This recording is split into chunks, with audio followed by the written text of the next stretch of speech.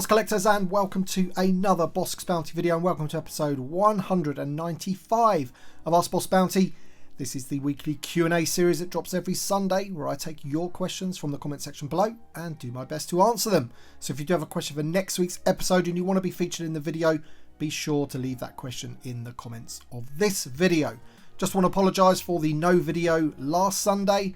Life just sometimes gets in the way. I've been really busy with my room and things like that, so thank you for sticking with me. Before we get on to this week's questions, I've just got a couple of shout outs. The first one is to Ken Vader. I want to say a huge happy birthday to Ken Vader. He watches my videos and it is his birthday, so here is your shout out, my friend. And also to Carl Wilson, who has become a channel member on YouTube. Thank you so much for the extra support, really do appreciate it. And with all that being said, if you do happen to enjoy this video, always hit that like button down below, subscribe if you're new, and of course, as I mentioned, if you have a question for next week's episode, leave it in the comments, or if you've just got a comment, leave that too. With all that being said, let's get on to the first question. Miles Gilliam 7780 says, great video, question for next week. Do you think there'll be more reveals for the vintage collection Ahsoka figures soon, like Enoch, Thrawn, Thrawn's Trooper, Ezra, Baylan, the Night Sisters, Shin, young Ahsoka, young Anakin, Force Ghost Anakin, and more? I've got to say, I don't think there is going to be anything in the short term. I think we're pretty much done for Ahsoka now, unfortunately. There are some standout characters that we still need. That's not to say that they're not going to do them, but from what I understand, they're going to be concentrating on other things in 2024. Of course, you might get the odd character here, but you're not going to get like 3 or 4 from Ahsoka in the same wave, basically. As I mentioned, we do have the Trooper pack. That's going to be coming, but apart from that, don't expect too much more from the Ahsoka series on the horizon. Andre Harcheng says, hi boss, question for next week. Do you think we'll get a Captain Rex new sculpt, or will it be a reissue of the Amazon exclusive like they did with Captain Hauser? Many thanks. I don't think they're going to be doing the one from that 4-pack. I'm pretty certain of that. And that's based on the image that they used for the pipeline. They kind of sort of give you a clue of which version of that character that you're going to be getting based on the sort of film out that they use on the pipeline. So fingers crossed that it won't be that one. Also, that figure does use the old VC05 body with the skinny legs, and I think that would be a regression if they used that. However, in terms of a new sculpt, I don't think it will be a new sculpt. I think they will probably use most of, you know, this clone body. Basically, that's how they'll get that figure out. That's my hope anyway. I'm pretty sure they won't go back to that one that we got from the Bad Batch. If they do, then I would imagine there's going to be a lot of complaints. S. Nicholas says, hi Tim, question for next week. Do you think if Hasbro did something simple like update the hips and ankles on Finn and Andor, people would be more excited about these repacks? Possibly, I don't know. I mean, obviously the Andor figure could do with better hips for sure. I'm not too sure what they could really do to that Finn figure to make him more interesting.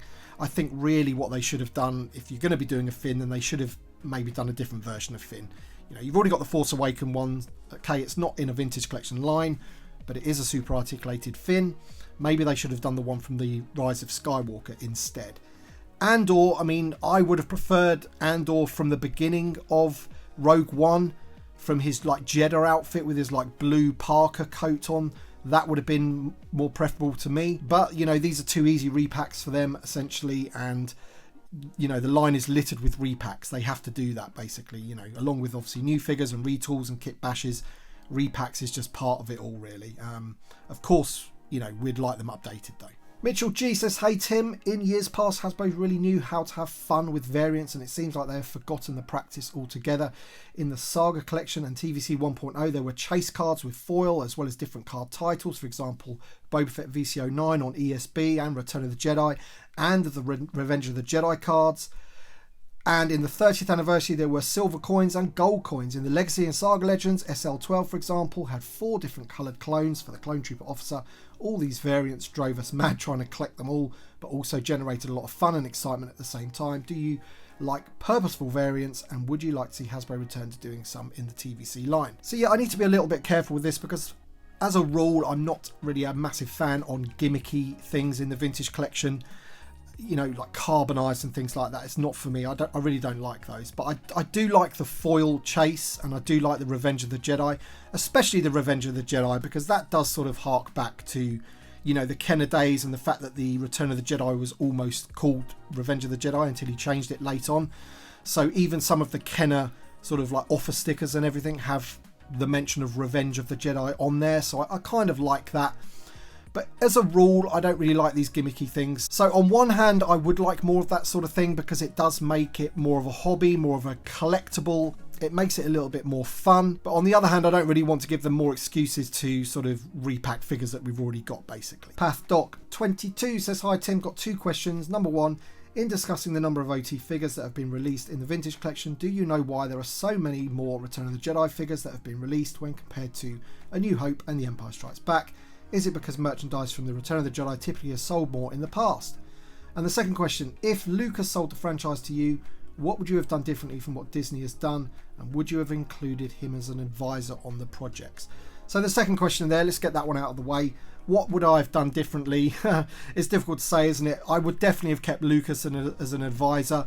I probably would have used his story treatments as the sequel trilogy and not gone our own way. And I would most definitely have had an overarching story all planned out for that sequel trilogy rather than letting directors just decide what happens. Somehow Palpatine returned. That for me was their biggest mistake. The films are completely disjointed from one another, and you could see from the Rise of Skywalker, that car crash of a film, they were just trying to repair everything and tie everything up, and it was pretty an impossible task, basically. So that's what I would have done. I would have kept George in the loop 100%. And in terms of the first question, yeah, it is interesting why we do have so many Return of the Jedi characters or figures in the vintage collection. I don't think it was too different from the vintage Kenner line. I think there is more Return of the Jedi than anything else, I think. And that might have something to do with the fact that obviously George Lucas owned the toy rights. Basically anything that was earned from the toys went into his pocket rather than anybody else's. And I think he quickly realised that, you know, the more you make things in the films that can be turned into toys, the better. And that's why Return of the Jedi has like the Ewoks, and we got, what, 6 different Ewoks in the vintage Kenner line. Different aliens, troopers, all that kind of thing. You know, with the prequels, you've got clones. I mean, that's an ingenious move, wasn't it? Basically having all these different types of clones and battalions and legions and all that kind of thing. So I think it's probably got something to do with that. And, you know, I think when you're looking at previous source material for the vintage collection, they've got a lot to pull from that film. And yeah, it's just a toyetic film. Bill Polk says, with all us Americans following you and the NFL showing real interest in your country, do you have a favourite NFL team? I grew up playing soccer and always rooted for Arsenal in the 90s when Bergkamp played for them. Living in Texas, I'm a Cowboys fan. I've got to say, I have noticed that the NFL has become even more popular than ever before. Some of our big football stadiums are being used to sort of host NFL games. Back in the 80s, it did have a bit of a following, but for me, it wasn't like big enough for me to sort of take a real interest in. The only things that I really sort of knew of was the Chicago Bears and the Fridge, the player that was called the Fridge. He was like pretty famous. Of course, you had like the Washington Redskins, but if you ever mention the NFL, to me back then it was Chicago Bears. And to me, it's always been a bit weird how like teams can move town or city or whatever. So, you know, the Redskins, are they even Washington Redskins anymore? Or are they even called the Redskins anymore? I don't know. This is the thing. Owen Brown says, question for next week, what is your most prized possession in your collection? No Bossk and no vintage 80s allowed in your answer. Oh man, you're not giving me much choice then. It'll probably be something that somebody's gifted me over the years since I've been doing these videos, and there's a number of things that I could mention, but if it's something that I've purchased and is like maybe something that I feel is quite rare or sought after in my collection, then I'd probably have to go with the Canadian Yoda. I absolutely love this thing for a number of reasons, and yeah, it's just one of those things in the vintage collection that is pretty sought after. I guess you could call it maybe one of the holy grails of TVC. So I'll pick that. Mighty Mkoko says, question for next week. Since it looks like we are getting a Phantom Menace retro wave, do you think we can safely bet on seeing an Attack of the Clones Revenge of the Sith wave as well?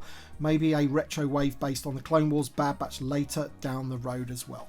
I think it'll all come down to sales. So if that prequel Phantom Menace wave sells really well, then there is absolutely no doubt in my mind that they will make the Attack of the Clones and the Revenge of the Sith as well. I mean, it just seems quite a natural thing for them to do. but it will come down to sales. If those things just do not sell at all, then they won't do it, will they? But I presume they're going to be quite popular. I think they're reducing the price on them a little bit. You know, these retro figures, in my opinion, should be no more than £10 or $10. And if they do that, then, you know, a retro collection Darth Maul would probably fly off the shelves. Audi Evans has another question about the retro collection. He says, never a bad Boss Bounty video. Thank you so much. I appreciate that, buddy. He says, while reviewing the retro collection Mon Mothma, you mentioned that you don't like retro collection figures of new media characters. Just curious why. I think it's cool that collectors who might want to add Death Troopers, for example, to their vintage action figure displays get that opportunity via the retro collection.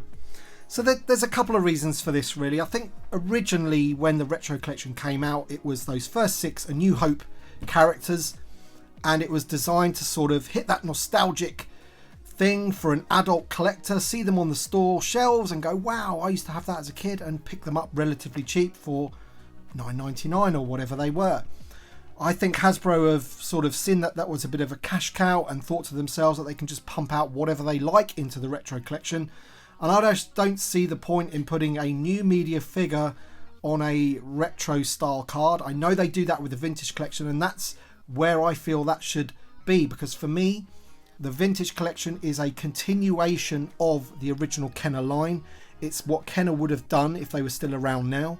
Of course, Hasbro bought Kenner in the end, but you know, as the figure and the articulation and things like that progress through the years, but they stay on that card back, and you have like Ahsoka and the Mandalorian and things like that. I think going back to those 5POA Kenner style figures for new media just doesn't fit for me, and like I just think it's a waste personally, with all the other things that they could be doing, like Mon Mothma, a Rebel Fleet Trooper, a Sand Trooper, all those things that I think people would make a lot more use out of than a Hera Syndulla in the retro collection, for example. And that's why I don't like them. Marcus8718 says, hi BB, my question for next week is, do you think we can hope for a 2-pack of Baylan Skull and Shin Hati on their own TVC cards like the Obi-Wan and Damaged Vader set from the Kenobi series? This could be a good way to sell both. For me, it's a shame that these 2 figures that made the Ahsoka series great for me not to be in the first wave of TVC Ahsoka figures, and it would be worse to get one of them and not the other a year or so later. Cheers from Germany. Yeah, I completely agree. I don't think the 2-pack will be the way that they do it. I think we'll just get 2 single cards in the main line if and when that they do those, purely because I think those 2-packs are a way of them to retool, repack figures that we've had previously, make you buy different versions of them in a cool 2-pack. And that's, you know, instead of like just giving you battle damaged Darth Vader, they've made it more desirable by putting the Obi-Wan figure in there as well, basically. Because if you look at those 2-packs, they tend to be retools, repaints, you know, slightly different variants of figures. If you look at the other one that's coming up, the Revan one, for example, I don't think that we would have got Jedi Revan unless they're going to be in that 2-pack. You know, we've got the normal Revan. They can just repaint him and then stick him in that 2-pack. They'll give you the repack of the HK droid. Bob's your uncle. They can charge you $40 or whatever it is for a 2-pack, and that's the way they do it. So I just think it's a little bit like exclusives, store exclusives. They always tend to be sort of like retools, repaints, never like a brand newly tooled figure. They kind of save those for the mainline waves. Barada73 says, question for next week. While we did get an ATAT Commander in the first 2010 wave of the vintage collection, he's pretty difficult to come by these days. Should Hasbro re-release that figure even though it's a bit outdated by today's standards, or would you rather they capitalise on the new Imperial Officer mould and give us a proper General Veers instead? This is an interesting one because there's people out there that haven't got this that would love it in their collection, and I can completely understand why. But if you're not a carded collector, why would you want an inferior figure being re-released? You just wouldn't. You know, I think we are in desperate need of them to use that new Imperial Officer sculpt for a General Veers with the armour and the helmet and everything. Maybe they could do it as like part of the Imperial Commander figure that came out in Kenner and sort of tick off that original 96 that way. But, you know, unless you're a carded collector, I really don't see why anybody would want this one reissued.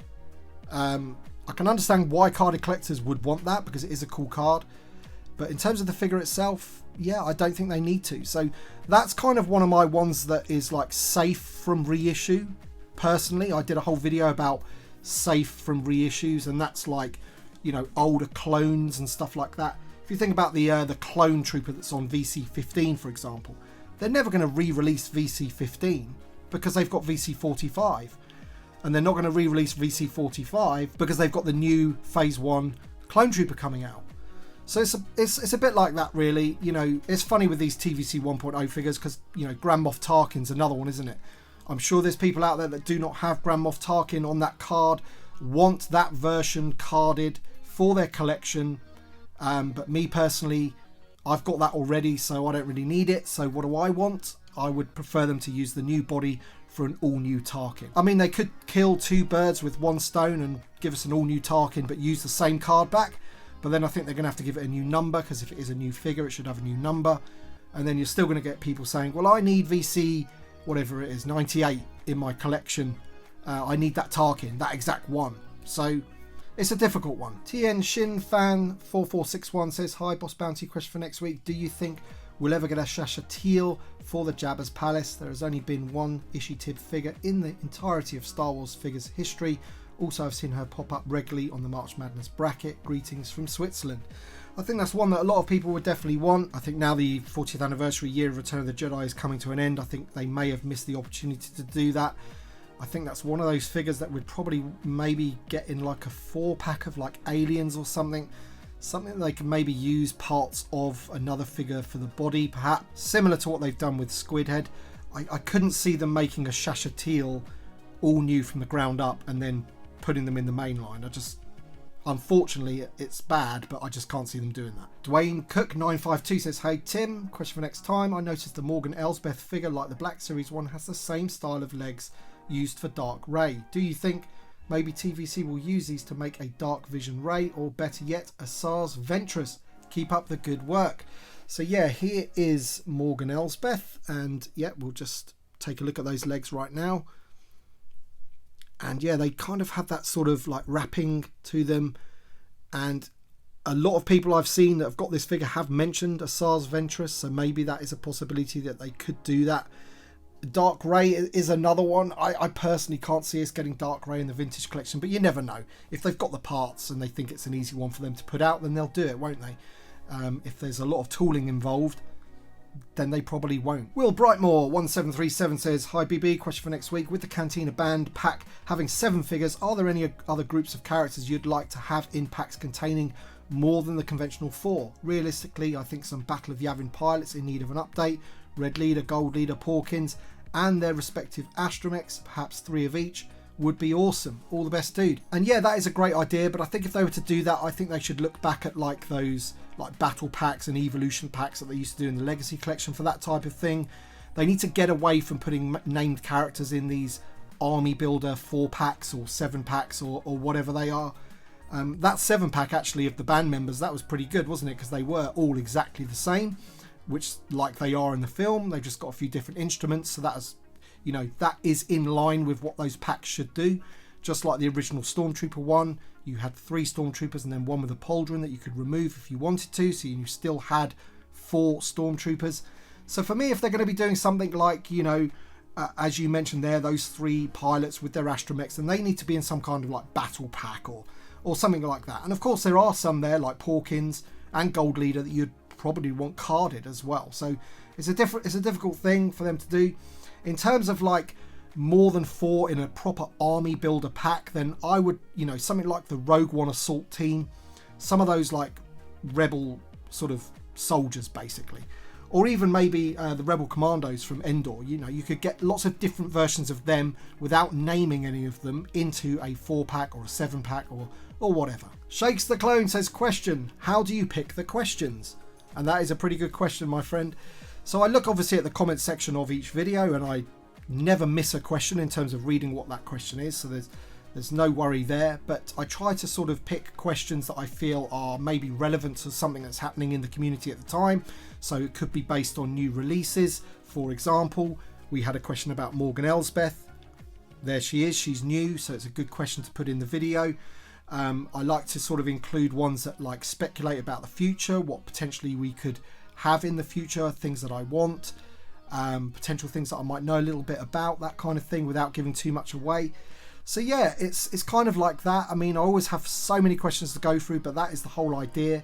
And then hopefully if your question isn't answered, you know, you'll try again with it the next week, and more often than not, it eventually gets in. Sai Kaju says, hello Bossk, I'm a newish subscriber and really enjoy your reviews. Question for next week: with all the successes HasLab has had with TVC, do you think Hasbro would try releasing the interiors of certain starships from the franchise?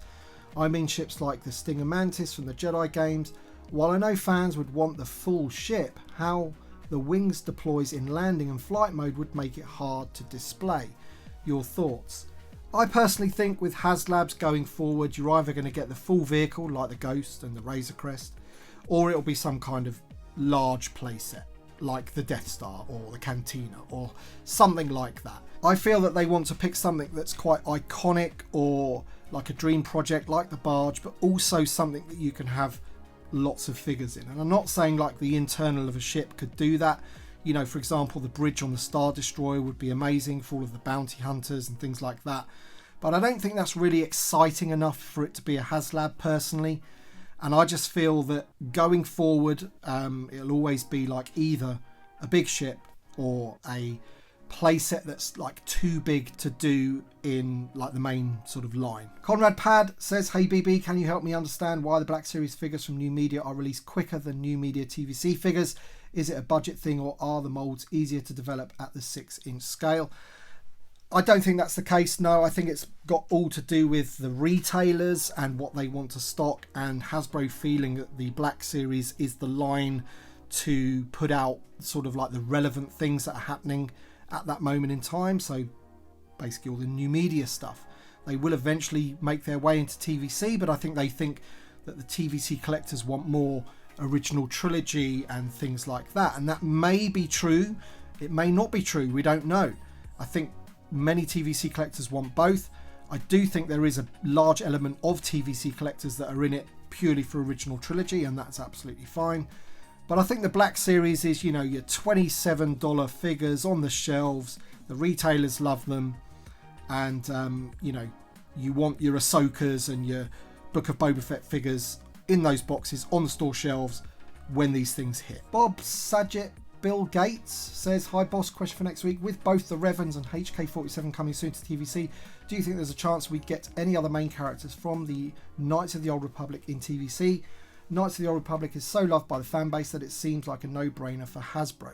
Yeah, you would think so, wouldn't you? But I think you've got to look at that 2-pack, for example. We've got a repainted Revan and a HK-47 repack. So that tells you the level of investment that they're prepared to put in to something from the Knights of the Old Republic. Now, of course, Revan, the original Revan that we're getting, the one in black, the Darth Revan, you know, doing that one enables them to get out 2 figures, basically, you know, double bubble on that particular tooling. And I think also Revan is such a huge character, such a fan favourite, that they can get away with that. I think what we need to ask ourselves is there any other characters from the Knights of the Old Republic that, you know, Hasbro would be prepared to spend the tooling budget on, basically, of a figure? You know, can that figure that they make then be used to make other ones like they have done with that Revan figure, to make the Jedi version? So I think it comes down to that sort of thing, what mileage they can get out of the sculpt, basically. And yeah, with all the other things that they've got to do in terms of, you know, new media and original trilogy and all that kind of stuff, you know, it's hard to see where these figures sort of fit in. Gacha Ponky says, hey boss, question for next episode. After finally being able to obtain my big Millennium Falcon, it got me thinking, with the release of that vehicle back in 2008, it seems that was almost like a renaissance period, 08 to 11, for vehicles, with many getting new moulds and others getting retooled. Though the Y-Wing, A-Wing and B-Wings did receive some minor retooling in terms of paint apps and cockpit details mostly, they did not get a major overhaul like many other vehicles did. Even Luke's Landspeeder got a whole new mould. Do you think we'll ever see new versions of these starfighters? I think the one out of those 3 that I could potentially see them doing one day is the A-Wing, just purely because of its size. I think it would be a good one to do, and lots of repaint opportunities with that A-Wing as well. I mean, let me know in the comment section below if you think the one that we've already got is good enough. You know, does it even need doing? In terms of the Y-Wing and the B-Wing, the Y-Wing specifically, I think if they were ever to redo that one, because I think they're still using the Kenner mold for that one. If they were to redo that one, I think they'd probably want to make it more in scale, make it a bit bigger. And maybe that would constitute like a HasLab or something, I don't know. But it does seem weird, doesn't it, that with, you know, some vehicles you just can't really ever see them doing again in retail anyway. I just don't think retail have got the space for it anymore, or they want those things anymore. I think historically they go to clearance and things like that, so maybe they just don't want them. But we'll have to wait and see on things like that. But yeah, the A-Wing would be a good one for me. I think they could get a lot of mileage out of redoing that one. Alright then guys, so before you go, I just want to bring your attention to the diorama that I have in place here. This is a diorama figure stand made by Sci-Fi Diorama Guy. I reviewed it in my previous video. If you haven't watched that video already, go and check it out and let me know in the comments of that video what you think of it. I think it's pretty cool. It's a great way of being able to stand your figures up in a diorama with a backdrop. So go check that video out, please. Thank you so much. And with all that being said, if you've enjoyed the video, hit the like button down below, subscribe if you're new. Don't forget to leave your questions for next week's episode. Thank you to my Patreon supporters and channel members. Your support means a great deal to me, so thank you so much. And we shall see you on the next one.